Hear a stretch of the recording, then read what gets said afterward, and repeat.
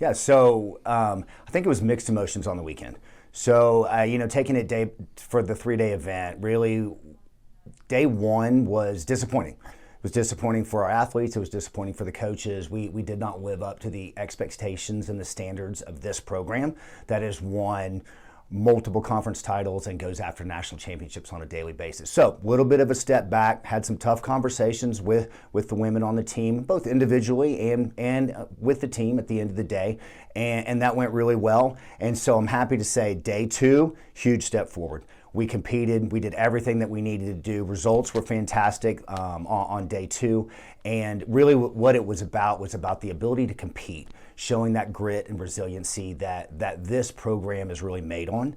And on day two, huge step forward. Day three, same thing. Results were not great on day three, so we didn't get all the wins that we wanted, but we also competed at such a high level, and we set the bar once again really, really high and showed everybody, re-earned our respect in the conference for one of the best teams, and not only in the conference, but also in the country.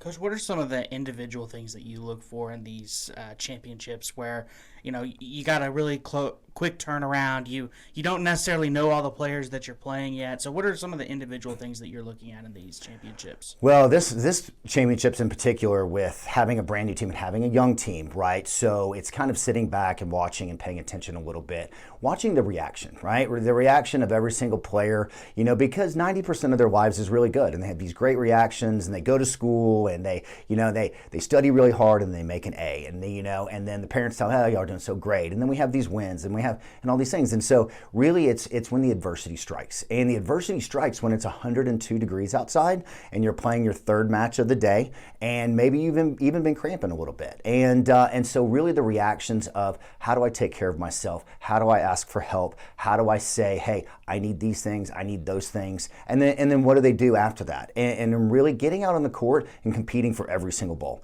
and that's really what the coaching staff looks for, especially with a very young team like we have now. And I'll tell you, on days 2 and 3, we absolutely did those things. We created a bar that was really, really high once again. And I think all the All-Americans and conference champions and everybody that was racing after national championships that came before them, I think those women would be really proud of the way the team responded after day 1 and reacted day 2 and 3.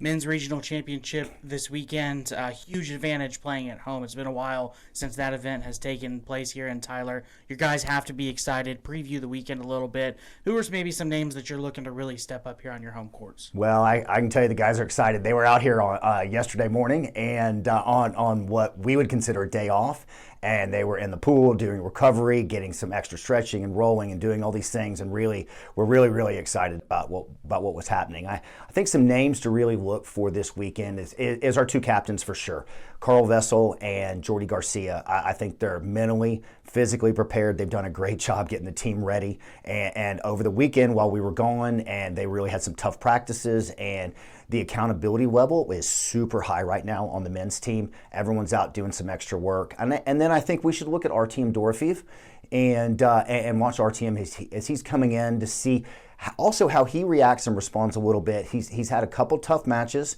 to start the year, but then he's also had some unbelievable great matches. And getting used to being a freshman, coming and playing early, doing those things. Fortunately for the guys, looks like the weather's going to be nice. And that could add some higher level of tennis this weekend as compared to the women's weekend, which I think it was more of a battle of attrition.